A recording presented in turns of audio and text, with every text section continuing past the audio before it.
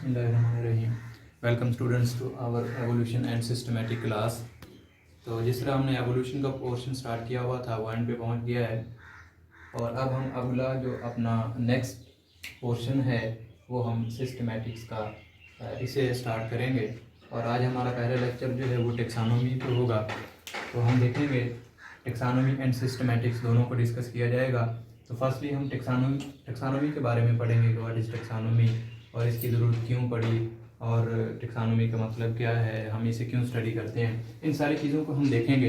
तो सबसे पहले हम देखते हैं कि टेक्सानोमी में अगर हम इंट्रोडक्शन की बात करें तो हमने इस अपने इस टॉपिक में इस आउटलाइन को डिस्कस करेंगे जिसमें बारी बारी हम इंट्रोडक्शन है और इसका how to name their species और इस तरह की बातें सारी डिस्कस करेंगे। तो हम देखते हैं इंट्रोडक्शन में हमें बात करते हैं कि देखें बच्चे, इंट्रोडक्शन में हमने देखना है कि टेक्सानोमी के बारे में हम क्या इंट्रोड्यूस करवा सकते हैं। तो हम देखेंगे कि जब हम डाइवर्सिटी को देखते हैं, जब हम लाइफ को देखते हैं, इंट्रोडक्शन की जब हम बात करेंगे तो हम कहते हैं जब हम लाइफ को देखते हैं, हमारे पास जो लाइफ है या हमारे पास जो डाइवर्सिटी है, तो डाइवर्सिटी की जब हम बात करते हैं, डाइवर्सिटी को हम क्यों डिस्कस कर रहे हैं, क्योंकि हमारे पास बहुत ज़्यादा डाइवर्सिटी है और हर एक को अलग अलग से नाम दिया गया है। तो डाइवर्सिटी हम कहते हैं किसे, हम कहते हैं spreading of organism through out the world. हम कहते हैं हमारे पास स्प्रेडिंग है, जानदारों का फैलाव है थ्रू आउट दी वर्ल्ड।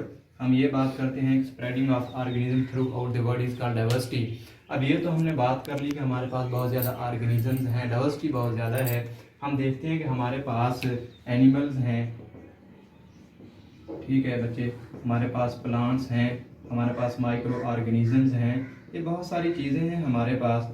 ठीक है, प्लांट्स की हम बात करते हैं 1 मिलियन के करीब हम जो है आइडेंटिफाई कर पाए हैं तकरीबन, और फिर हम प्लांट और एनिमल की 1.5 मिलियन के करीब हम जो है इनको आइडेंटिफाई कर पाए हैं। इसी तरह हमारे पास जो माइक्रो ऑर्गेनिज्म, जो वायरस, बैक्टीरिया या माइक्रोस्कोपिक ऑर्गेनिज्म है, माइक्रोब्स हैं, उनको भी हमने आइडेंटिफाई किया है। तो आइडेंटिफाई करने का मतलब क्या है कि हमने इनको कैटेगराइज किया है, इनको नाम दिए हैं, हमने इनको ग्रेड, क्लेड और इनकी फैमिलीज और आर्डर्स और क्लासेस और आर्डर्स और सब आर्डर्स में हमने इनको डिराइव किया on the basis of their characters, their similarities, their sexes, their age, their habitat, their morphology. इनको बेस बनाते हुए हमने इनको कैटेगराइज किया है। अब देखें हमारे पास इतनी ज़्यादा जो डाइवर्सिटी है, इस डाइवर्सिटी को हमने किसी भी एक ऑर्गेनिज्म की अगर बात करनी हो तो हम इतनी ज़्यादा डाइवर्सिटी में से कैसे उस ऑर्गेनिज्म को आइडेंटिफाई कर पाएंगे। तो हम कहते हैं कि हमने इनको आइडेंटिफाई करने के लिए, इनको नेम देने के लिए ऑर्गेनिजम्स को, इसके अलावा हम कहते हैं कि हमारे पास तकरीबन 500 बिलियन के करीब जो स्पीशीज़ हैं वो एक्सटिंक्ट भी हो चुकी हैं। तो अगर हम उनके फॉसिल्स को स्टडी करते हैं तो भी हमें इसकी ज़रूरत पड़ती है टेक्सानोमी की। तो हम इसमें करते क्या है कि हमारे पास जो बहुत ज़्यादा डाइवर्सिटी है, इस डाइवर्सिटी को हमें अरेंज करना है, हमने क्लासीफाई करना है ताकि हम इनको थ्रू आउट द वर्ल्ड इनको स्टडी किया जा सके। तो इसलिए हम कहते हैं कि हमारे पास जो डाइवर्सिटी है, डाइवर्सिटी को ऑर्गेनाइज करने के लिए, इसको सिंप्लीफाई करने के लिए, ताकि हम एनिमल्स को आइडेंटिफाई कर पाएँ उनके करैक्टर्स की बेस पे, उनकी सिमिलरिटीज़ की बेस पे, उनके सेक्सेस की बेस पे, उनके हैबिटेट की बेस पे। तो इन सब बेसिस पे हमने ऑर्गेनिजम्स को आइडेंटिफाई जो किया है, हम इसको कहते हैं हमारे पास। अब हमारे पास है व्हाट इज़ टेक्सानोमी। तो टेक्सानोमी में हमारे पास क्या है, हमने देखना है टेक्सानोमी क्या है। तो व्हाट इज़ टेक्सानोमी, तो देखते हैं हम बच्चे। अब हमने दूसरा जो है अपना व्हाट इज टेक्सानोमी, इसके बारे में बात करनी है कि हमारे पास टेक्सानोमी है क्या। असल में देखें, पीछे जो हमने इंट्रोडक्शन में देखा डाइवर्सिटी के बारे में, जो देखा डाइवर्सिटी जितनी ज़्यादा है, डाइवर्सिटी बहुत ज़्यादा है, तो यहाँ पे बहुत सारे मसाइल क्रिएट हो जाते हैं हमारे पास। कुछ हमारे पास जो रीजनल, कुछ हमारे पास जो एनिमल्स हैं वो रीजनल स्पीशीज़ हैं। अब हमने इनको आइडेंटिफाई करना है, डाइवर्सिटी हमारे पास बहुत ज़्यादा है। तो हम कहते हैं टेक्सानोमी ने ये सारे जो मसाइल हैं इनको सॉर्ट आउट किया है। ये जितनी भी हमारे पास प्रॉब्लम्स हैं, इन प्रॉब्लम्स का जो है वो हल जो है वो टेक्सानोमी में हो गया। तो हम कहते हैं टेक्सानोमी को अगर हम देखें तो टेक्सानोमी तो हम कहते हैं 2 वर्ड से निकला है। एक है टेक्सस जिसका, और दूसरा हमारे पास है नोमस।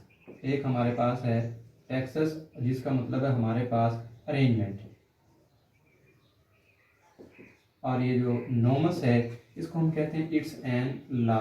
ये हमारे पास इट्स ए लॉ, ये हमारे पास एक लॉ है। तो हम कहते हैं टेक्सानोमी जो है हमारे पास एक लॉ है। कौन सा लॉ है, जिसमें हमने ऑर्गेनिजम्स को ऑर्गेनाइज करना है। कैसे, मतलब हमने इसमें ये लॉ जो हमारे पास है जिसकी हम बात कर रहे हैं, टेक्सोनोमी इज ए लॉ, ये अरेंजमेंट है। असल में हमने देखना क्या है, इसमें हमने अरेंज करना है ऑर्गेनिजम्स को, अरेंज करना है हमने इसको, और इसमें हमने अरेंज किया, और दूसरा हमने इनको बेटा नाम भी देने हैं। अरेंज किया और हमने इनको नाम दिया। अरेंज का मतलब क्या है कि हमने इनको कैटेगराइज किया, कैटेगरीज में हमने जो है वो डिवाइड कर दिया। और फिर दूसरा हमारे पास क्या है, गिविंग नेम्स, इनको हमने नाम भी देते जाना है। मतलब क्या, इनकी जो सिमिलरिटीज़ हैं, डिससिमिलरिटीज़ हैं, जो इनमें कॉमन कैरेक्टर्स हैं, जो इनके एंसेस्टर से लेके जो उनके डिसेंडेंट्स हैं, जो एंसेस्टर हैं, इनके दरमियान हम इसको लिंक को भी देखते हैं। इसमें हम तो फिर इन ऑर्गेनिजम्स को हमने क्लासीफाई कर दिया, तो फिर हम कहते हैं कि असल, तो फिर जब हम इसकी टेक्सोनोमी की मज़ीद बात करते हैं तो हमारे पास 1813 में एक साइंटिस्ट था, कोंडोले।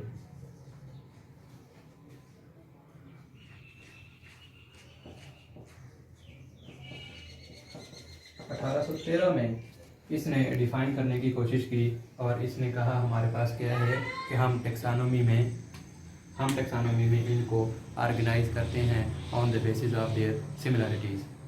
तो फिर हम ये बात करते हैं कि देखें अब यहाँ पे है क्या, कंडोले की अगर बात की जाए या इसको डिफ़ाइन करने की बात की जाए तो हम कहते हैं ये एक प्रोसेस था जिसमें हमने ऑर्गेनिजम्स को अरेंज किया है।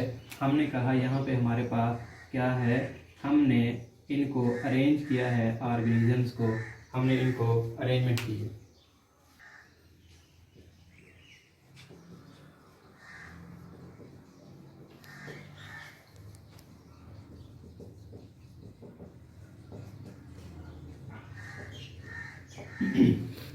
कंडोलो के अकॉर्डिंग हम देखते हैं कि इसने अरेंजमेंट कहा, और इसने कहा कि हमारे पास स्टडी एंड प्रैक्टिस, ये हमारे पास स्टडी है और प्रैक्टिस करना ऑफ क्लासीफाइंग ऑर्गेनिज्म, कि हमने ऑर्गेनिज्म को क्लासीफाई करना है, इनको स्टडी करना है।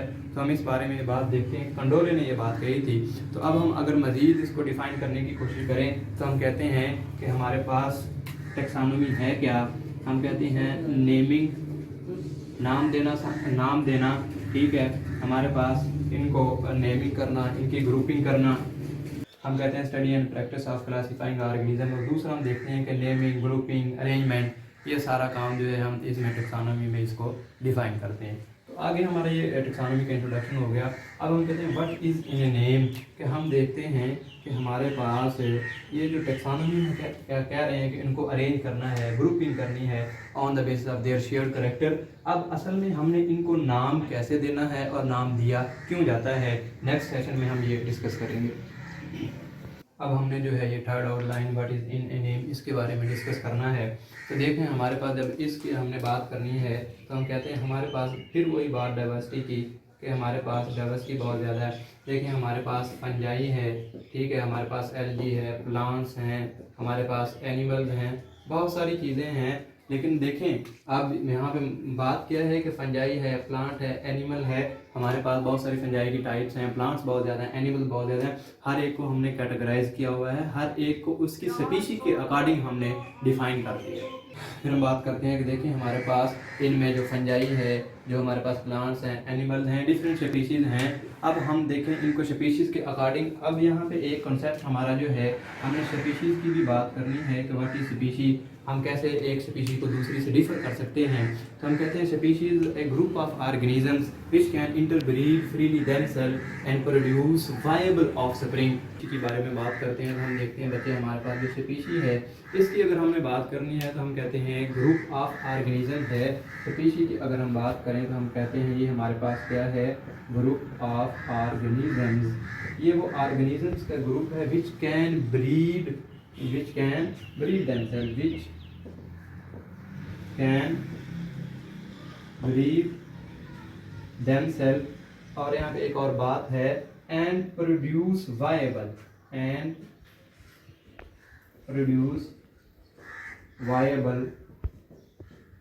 offsprings and which can also produce।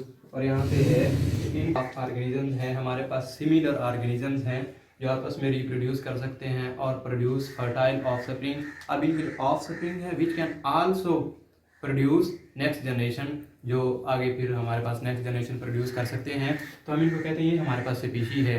तो स्पीशी का हमारे साथ इसके साथ क्या रिलेशन है, तो हम देखते हैं कि जिस तरह हम हॉर्सेस की बात करें, ज़ेबरा की बात करें, हम हॉर्सेस हैं हमारे पास, या हमारे पास बच्चे ज़ेबरा है, ये दो अलग अलग स्पीशी हैं।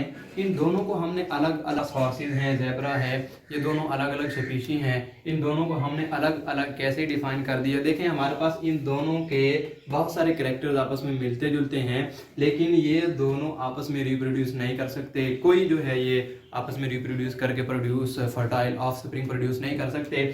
तो हमने ये मतलब यहाँ देखा, तो स्पीशी अब ये ऑन द बेस ऑफ टेक्सानोमी हमने इनको कैटेगराइज किया है, हमने इनकी डिफरेंट स्पीशीज बना। छोटा बच्चा हो अभी